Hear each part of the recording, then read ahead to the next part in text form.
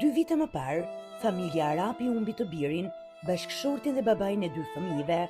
Një jetë ndërprerë në moshën 32 vjeçare, la pas dhimbje, por dhe një familje për të përballur çdo ditë me vështirësi të mëdha ekonomike. Sot, bashkëshortja dhe 2 fëmijët e tij, përkatësisht 6 dhe 13 vjeç, jetojnë në Mamuras me vetëm 7.800 lekë të ardhura në muaj, një shumë që nuk mjafton as për nevojat më bazë të familjes. Për një banesë me qira, atyre u duhet të paguajnë 15.000 lekë në muaj, pra vetëm qiraja është më e lartë se të ardhurat mujore që familja përfiton nga ndihma sociale. Pjesa tjetër mbetet për ushqimet, veshmbathjen, shkollën dhe çdo nevojë tjetër të 2 fëmijëve. Frok Arapi, 63 vjeç, është sot një nga shtyllat e kësaj familje. Pas humbjes së të birit, ai është përballur me një tjetër përgjegjësi, të kujdeset për nipin dhe besën e tij, një djalë 6 vjeçar dhe një vajzë 13 vjeçare që po rriten pa babain dhe në kushte të vështira ekonomike. Bashkëshortja e të ndjerit duhet të qëndrojë pranë fëmijëve, ndërsa mundësitë për të siguruar një punë janë thuajse të pamundura. Unë quhem Frok Arapi, një fatkeqësi para 2 vitesh, nga dek djali, 32 vjeç, në aksident. 32 vjeç. Ku ndodhi aksidenti?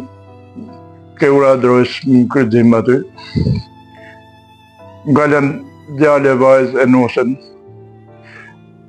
Unë për vetë jemi smunë me gjithë gru, plak ma 67 vjeç. Ku e morë vesh në aksidenti? Ku ndodhi? Unë ishëm punë atë ditë. Mora vesh, ma dha, lajmin morën shokët në telefon, se o bo aksidenti për djalin tim.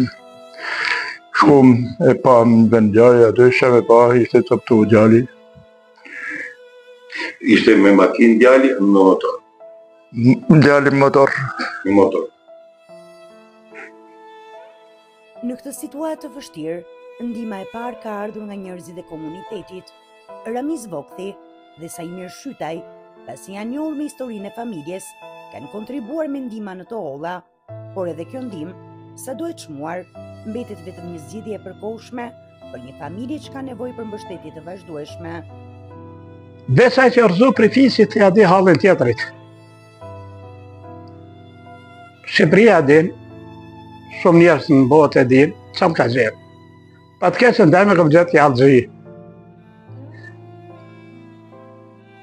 Këti i ka dek djali rasisht, dalje, nga poshtë Mamurzit, dalje në rrugët të stradës Mamurzit. Që shko për 5 kopije rruga e vjetër. I ka vdek djali, ka qenë djalë punëtor. Më ka pa respektuar pak, se su një fshim mija. Kalon i gru me 2 fëmijë, e ka fëmijën si drita. Sa mirë shqytë dhe remi zohë, që sa kemë pas mund të jekem sponsorizohë. I bëj thirrje. Kush është njeri shqiptar, i jashteti, me një mu këtë familje. Se unë s'kam nevojë, ju e dini se unë sponsorizu 4 herë në Shqipëri. Do mundona sponsorizu për këtë familje. Në një kohë kur nevojat janë të shumta, lekët e ndihmës sociale janë e vetmja mbështetje institucionale që kjo familje merr çdo muaj, një shumë që nuk mbulon as qiran e banesës, dhe për të shifrave janë 2 fëmijë që kanë nevojë për ushqim, veshmbathje, shkollim dhe një jetë sa më normale. 2 vite pas humbjes së babait, dhimbja nuk është zbehur, por mbi dhimbjen është shtuar dhe një tjetër betejë, ajo për të mbijetuar.